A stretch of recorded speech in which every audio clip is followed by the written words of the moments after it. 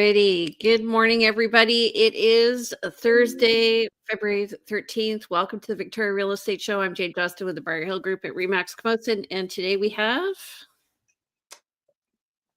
we've got Brendon Ogmundson. Brendon, do you want to introduce yourself? My name is Brendon Ogmundson. I'm the chief economist for the BC Real Estate Association. Great to be here. Really wonderful to have you. I'm Andrew Plank with the Vibe Collective and Royal LePage, and we also have Jen Lowe, mortgage broker with DLC Modern Mortgage Group. Awesome.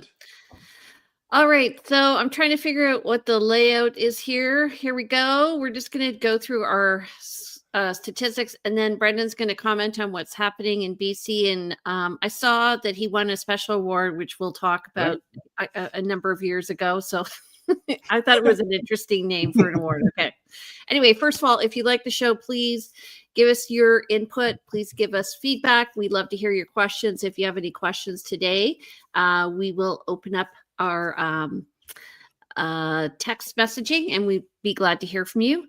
So please comment. And then if you have anybody who might be interested in this information, please share it to them.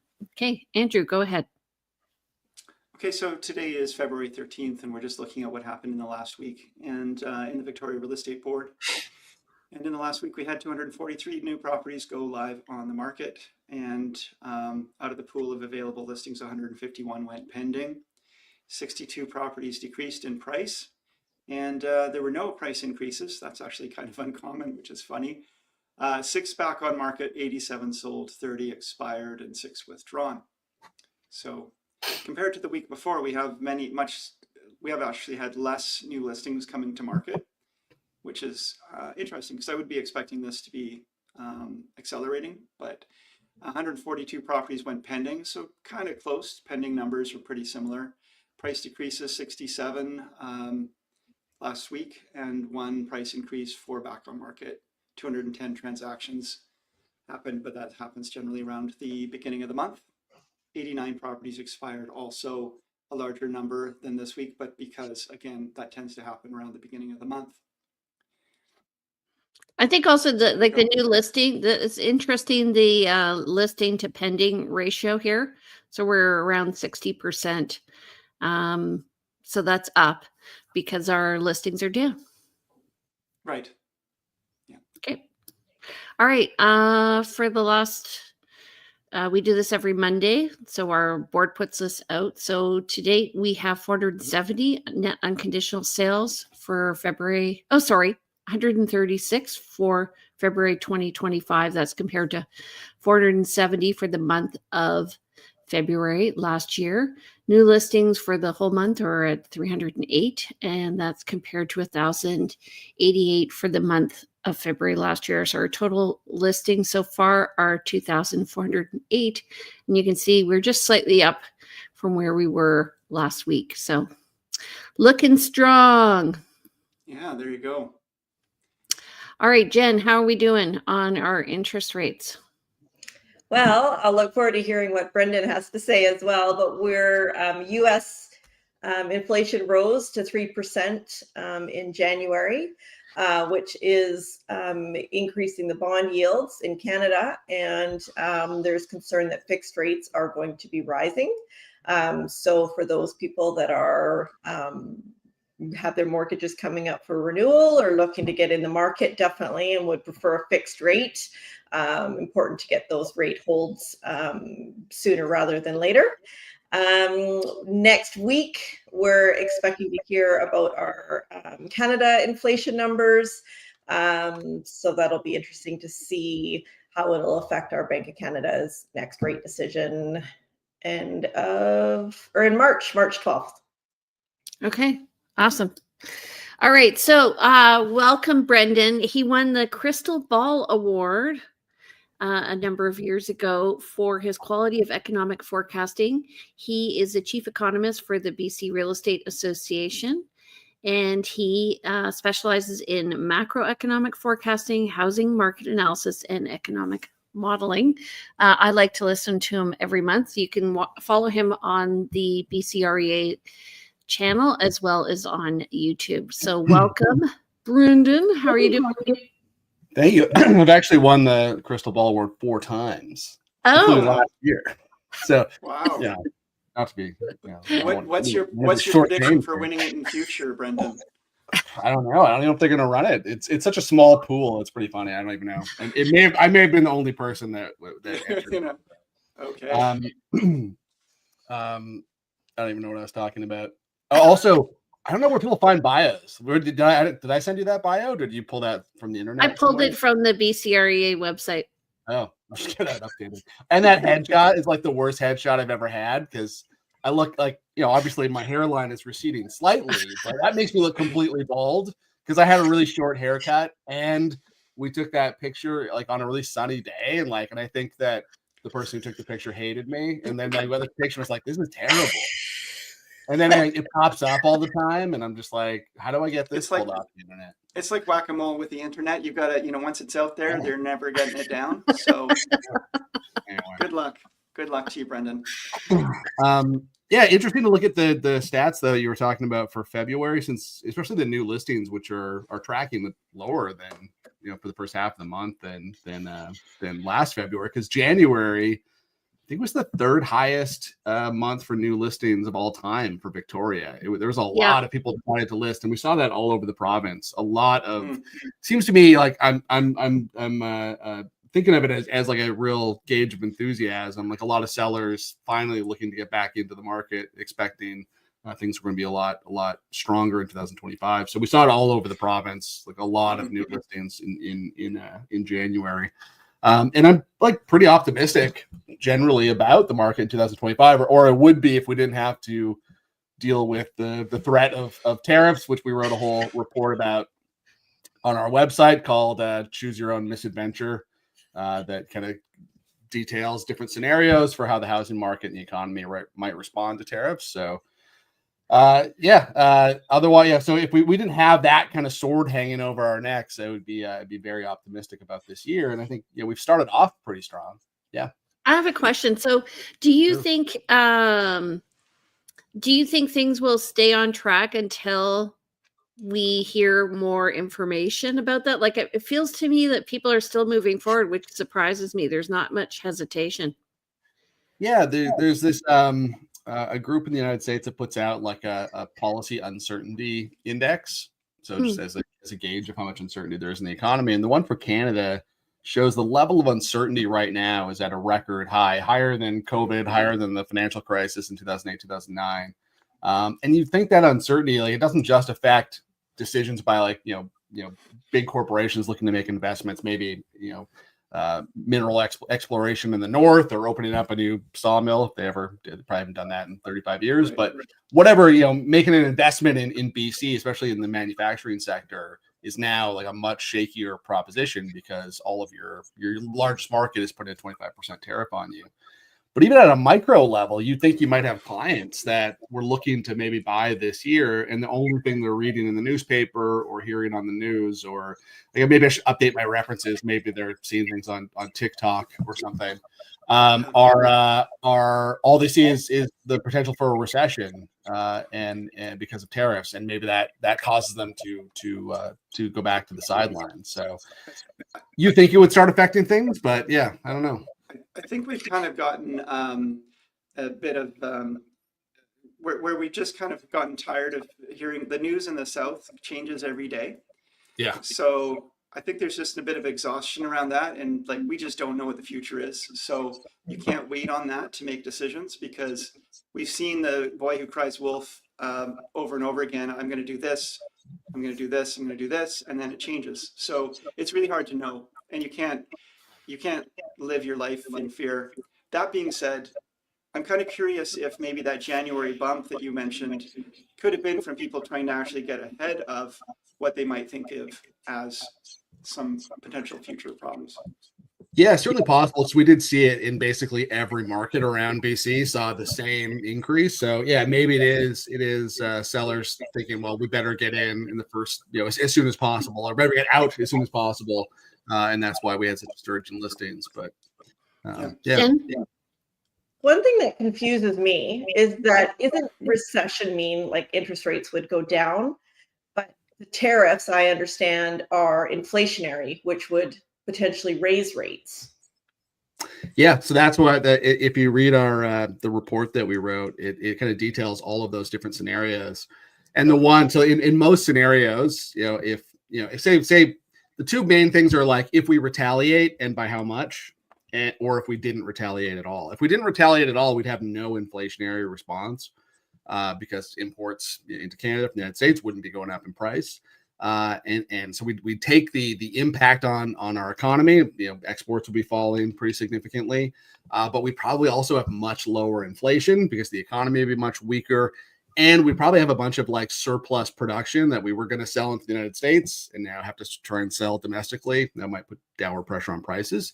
So in that scenario, you get much lower rates. Bank of Canada would probably have to cut to under 1%.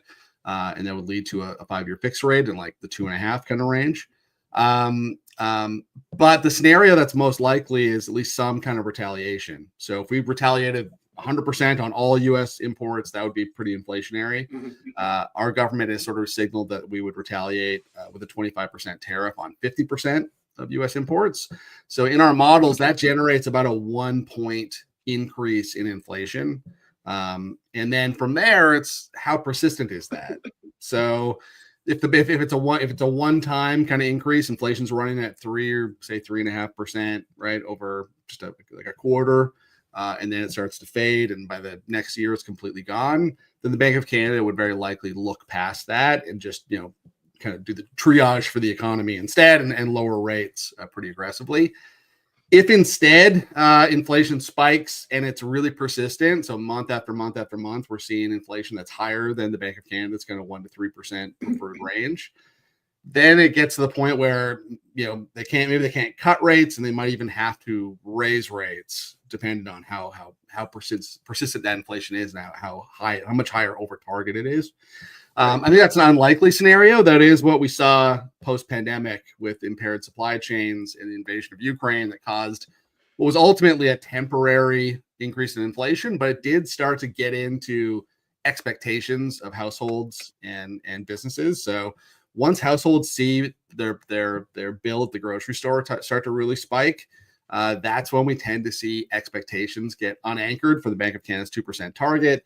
And that's the biggest kind of concern for a central bank, is that expectations are going to be unmoored from where they want them to be. And then they have to be more kind of aggressive on the monetary policy front. So that's sort of the worst case scenario. I think it's more likely that we'd have a kind of a one-time shock and the Bank of Canada would act at lower rates. But there's enough uncertainty about that it's hard to, like, if you were, obviously you have clients who'd be like, yeah, please go variable if there's a tariff.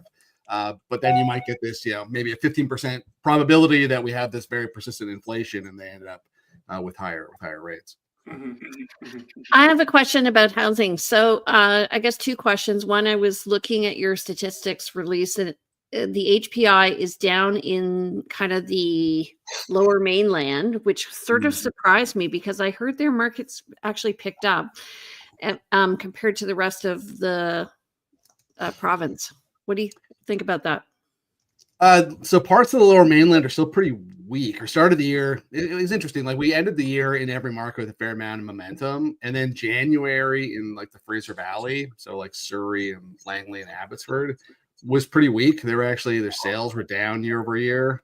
They have a lot of inventory. They're one of the few markets that has kind of an above what we would consider a healthy amount of inventory, like just slightly. It's not like they have they're completely oversupplied or something. So that's going to put a little downward pressure on prices. Greater Vancouver's just been kind of middling. So, I did a decent fourth quarter, but they're still running at 10 to 15% below like a 10-year average. So sales haven't really gotten back, whereas Victoria is a little above their 10-year average.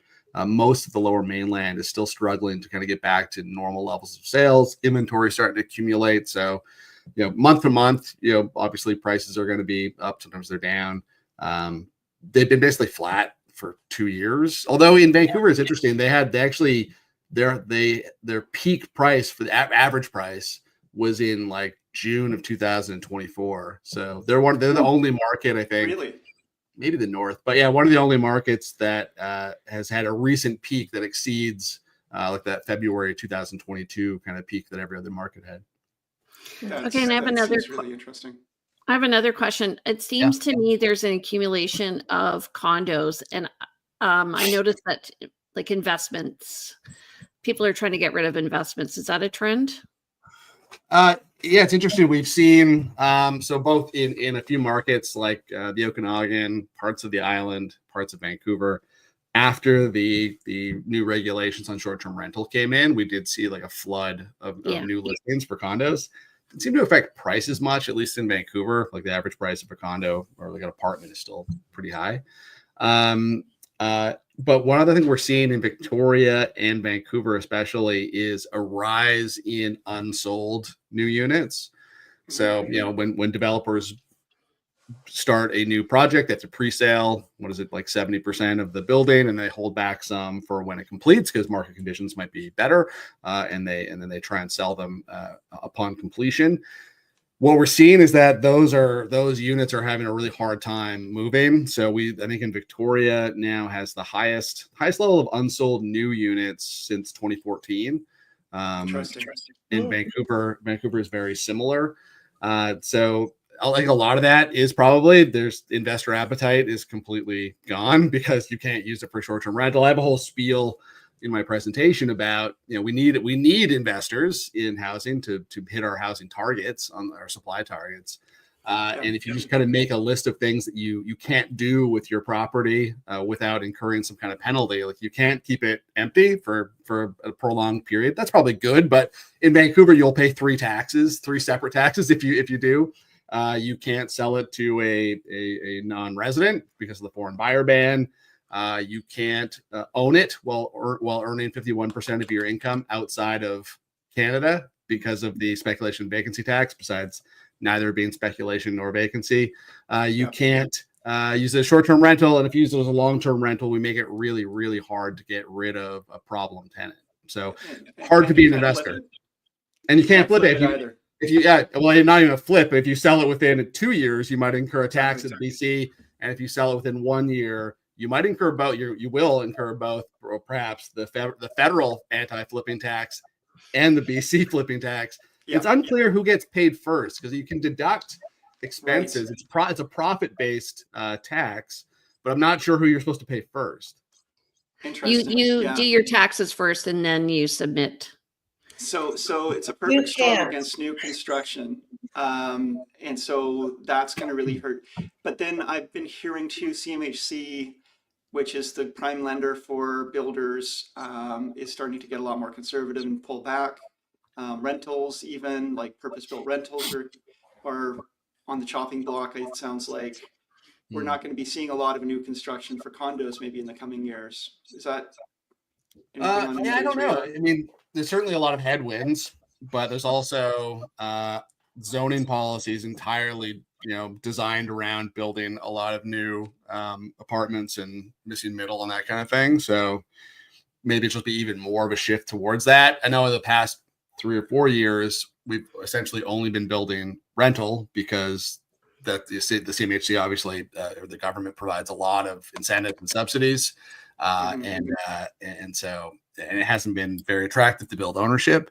But yeah, I know the government wants to build 600,000 units over the next 10 years. So those are mostly going to be apartments and condos. And I'm not sure how we're going to do that if we don't have investors. So what do you think is going to happen with Bill 44? So we're in the process of getting the zoning bylaws and the OCPs to kind of mesh together. Do you think that's moving ahead? Like people are getting towards, reducing the time between when they want, the whole purpose, I think, is to reduce the time between when you want to develop a property and when it can actually start developing. Yeah. So that Bill 44 is mostly like upzoning of lots. Is the transit oriented density part of Bill 44 as well? Yeah. Anyway, So yeah, I mean, it has. I mean, I'm sure it'll go ahead. The government it's their main platform for housing supply. So I don't know how much uptake there's been. I know like Victoria had its own missing middle initiative that had almost no uptake at all. I guess it make because the amount of density that they were allowing just didn't make sense considering how expensive a single family lot is in Victoria. It wasn't economically feasible at all. Yeah. No. And I think Vancouver has some of the same problem. Like, why would you put 4 units? You have to pay like $2.5 million for the land, and then you can only build 4 to 6 units. It just doesn't make a lot of sense. So we kind of do this to ourselves all the time. Like we sort of say that we want density, and then have these policies that look like we're promoting density, and yet they're sort of designed not to have any uptake. Maybe, I don't know. Maybe that's a little conspiratorial, but like some of these policies just don't. If they really wanted density, it's pretty easy to do it.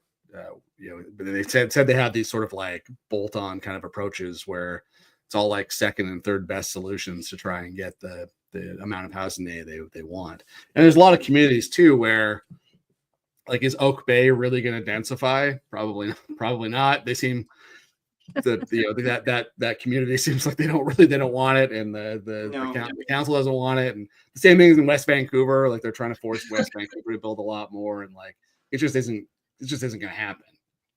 Yeah. And it's weird to even like target though. I mean, obviously maybe some of it's political, like, we're not just making, Langford or Saanich or whatever densify, but also wealthy suburbs like Oak Bay and West Vancouver. But the fact is, like, that's not a very like rich target for density. Like, no one's moving there anyway. Right. Well, people have been putting in unauthorized suites for a long time in Oak Bay, and I don't know how, Andrew, have they been approved yet in Oak Bay yet officially? I thought that they were, but I don't, we'd have to double check. Don't quote me on that. My impression was that they had been, but I'm not doing a lot of business in Oak Bay. And be it's interesting never been on the radar. If they just recognized all the unauthorized suites, would they hit their housing target? Yeah, good point. I know that they allow suites if you have like a certain doorway that doesn't go into the suite separate from the rest of the house and all this stuff. They have a lot of little rules like that. But one of the other issue with densification also is parking, right? As well as transportation. Like, you can't just increase the number of homes and people in an area. It's been a problem in Bear Mountain. At the bottom. Especially in areas that are kind of far outside of the sort of central business district. Like, where was I? I was in Vernon, and they had a proposal for a building. I think it was like a 6 or 8 story apartment with no parking. Crazy. And like, it's Vernon. Like, so like you can't really go. There's nowhere to go if you don't have a car. Like, they have some transit, but like if you want to go to Kelowna, you've got to drive like an hour and a half, whatever it is. So it doesn't make sense. For those, target market for those is basement dweller, video gamers, people work from home. Just never leave they order in their food and they never leave their house. So there's a bit of a windows. problem. There's no windows in that building, right? Yeah, no, not at all. No. Yeah. So there's a bit of a problem with kind of blanket rules that just don't fit some of those communities. Like, some of them will need parking. Like, so. Well, there's an initiative in Victoria, right? They used to have, I think the ratio was 70% parking to units, and now it's gone to 50%. And I was driving around downtown Victoria the other day and just thinking, we're actually going to get the mayor of Victoria on shortly, but just how contrived our roads are now. Everything is like where you can drive. This lane is for bikes, which light you can use. So coming to Victoria, if you don't know where you're going or what you're doing, it's very confusing now. Would you find that confusing for someone? I was in Victoria on Tuesday, and I live by my mapping thing anyway, but like, I wouldn't have any idea where I was just trying to find a parkade, speaking of parking, and it was like, there's a lot of signs. I eventually found one, but it is confusing. So what do you think are going to be the hot areas of real estate coming up this coming year? Tell us your predictions. Boy, I don't know. My usual spiel for the province is always just places that have really strong population growth, and I have a really hard time supplying that population. So if you look at where population growth is the highest, Surrey is the place that always stands out. It's going to be larger than Vancouver within the next decade. It's about 50,000 people away from the city, have a larger population than the city of Vancouver. It's I think it's about 650,000 or something people, in Vancouver 700,000, something like that. So eventually maybe we'll have to rename it the greater Surrey area, and the city of Vancouver will be a suburb of Surrey. So that's always like the big one. It's still, for a while anyway, was affordable for families. It has a super young demographic. It's huge. So there is it sounds like an analogy for, like, our analogy for that would be Langford. Yeah. I think Langford's one of the other. And Colwood. I have a whole, I had a whole, on my LinkedIn, you can find, I have an animated chart of municipalities and how much they've grown since 2001. And so you can see who leapfrogs who. And I can't remember if it's the city of Surrey that is now smaller than Maple Ridge, which is close to where I live. I think that was the case. Anyway, there's only about 100,000 people in the city of Surrey or something. The city of Victoria. It's not big. The greater Victoria area is quite large, but the city itself is not that big. No. Yeah, true. And they've been focusing on it because there was a move outside the core for a while. Now they're trying to increase the densification in the center and make it a walking city. I was speaking at a UDI event on Tuesday, and I think one of the people I was sitting with was a planner. I think he was talking about the West Shore has grown a ton. Langford, Colwood, and was like, nobody wanted to move there 10 to 15 years ago, and now it's like all of a sudden growing up like crazy. Yeah, we live in Metchosin, right on the border of Colwood, and when we bought here, the thought was when they develop. So we bought almost 25 years ago now. And we were thinking, okay, we'll wait for the development to happen. Now it's happening. It's so much more convenient. Yeah. And we save so much time, like just even going to the grocery store. So it's good development, though. I feel like there's bad development where you don't have enough parking and you don't have parks and you don't have access to, recreational facilities. Royal Bay is a really great development. West Hills feels a bit crowded. What do you think, Jen? Jen's a West Shore person too.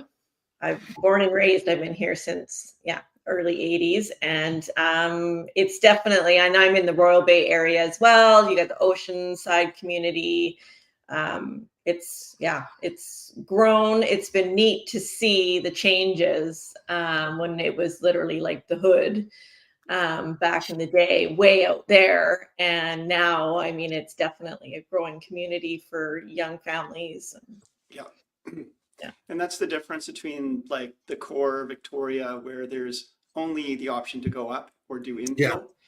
And the West Shore, there's still land to develop, and there's still infrastructure coming in that gives you more development, like the sewer lines and so forth. So we're getting more potential out there, but there has been, I think because they were so focused on development, they did do a lot. I actually had some problems with, I thought, Bear Mountain, for example, was building so quickly at times, and then they were saying there was green space, and then that green space would disappear. But they actually have done a pretty good job in the West Shore of bringing in good infrastructure, and they've got, arenas, and they've got just recreation centers. Good bit of everything out there. I have one last question before we close out. I'm just wondering about immigration. So there's lots of strategies, right, to try and get people who are moving to Canada to move outside these, what do they call them, census, blah, blah, blah, high density areas. Yeah. So is it working? Are people moving to areas outside of Surrey or outside of Lower Mainland, outside of like the Nanaimo, Victoria area? I mean, not if you look at the population data. I mean, the bigger thing on immigration is that we're dialing it back significantly over the next 3 years. Yeah. So the government had a plan to have 500,000 permanent residents per year for a 3-year period. They've dialed that back now to under 400,000 this year, and then come and then falling back down to about 360,000 by 2027. BC gets about 15 to 20% of those permanent residents, so it's a pretty big stimulus to population. The really big thing, though, and this kind of goes back to investors and rents, is that they sort of lost took their eye off the ball on the number of non-permanent residents, international students, and temporary foreign workers coming into Canada, to the point that that share of the population ballooned to about 8%, and they want to bring it down to 5%, which sounds like a small change. But that means an outflow of people of about 900,000 people over 2 years. Which is 400, and they have it broken out, basically 450,000 people per year over the next 2 years, which, if they can do that, would mean that Canada would have its first annual decline in population since Confederation in 1867. So it's just never happened before. I think the impact is probably mostly on rental. If you look, there's like no correlation at all between flows of non-permanent residents and home prices, but really, really strong correlation between flows of non-permanent residents and rents. So if we're going to have a big decline in that part of the population, then rents around the UVic or other places on the island are going to have some real downward pressure. I was going to say there's going to be some impact on the economy there by, students bring students often, if they're coming from overseas, have some parents with some deep pockets, often, not always. Yeah. And they're bringing in additional. The universities themselves are pretty upset about this plan because, they pay about, I think it's like 4 or 5 times domestic student tuition. So funding kind of, universities gets a lot tougher. So it's we'll see if they can do it, or if it'll even be policy. We might have a different government by this time. True. It'll be in 6 months, 8 months, whatever. So who knows? Okay, awesome. I'm glad you were able to join us today. And I'm glad it wasn't the same experience as the last time you were on. It was great last time. There was a lot of talk about some background noise or something, and I feel like I was getting the blame for it. It was only every time you talked. All right, so let's close out. We just want to remind everybody that we are on Thursdays at 9:30. If you want to join us, please check in, and you can also check out our YouTube channels. We're just going to everything has sort of moved around here. Okay, so there we go. How do we reach you guys? Andrew? Sure. Reach out anytime. I'm at 250-360-6106.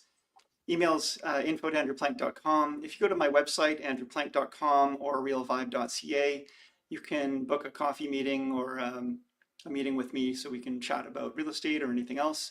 So love to hear from you folks. Thanks so much. I have hot chocolate, not coffee. Go ahead. Jen. I'm Jen Lowe. I'm my number 250-217-4925. I am at Modern Mortgage Group. Email jen@jenlowe.ca, and my website is jenlowe.ca. All right. And if you want more information about what's going on with the BC Real Estate Association and stats, you can contact Brendon at 604-742-2796 and B. Ogmundson at BCREA.bc.ca. What? I said, please don't call me. I'm joking. Okay. And if you want me, I'm Jade Johnston. My number is 250-744-0775. Emails briarhillgroup@gmail.com. And please visit my website at briarhillgroup.com. Follow me on Instagram at realtyteacher_Remax Victoria or Briar Hill Group. All right, you guys, thank you so much. It was great to see you and appreciate you showing up today. And we'll see you next Thursday. Take care, everyone. Thank you, Brendon. Thank you. Bye. Bye, Jen. Bye, Jane. Thanks, everyone, for showing up.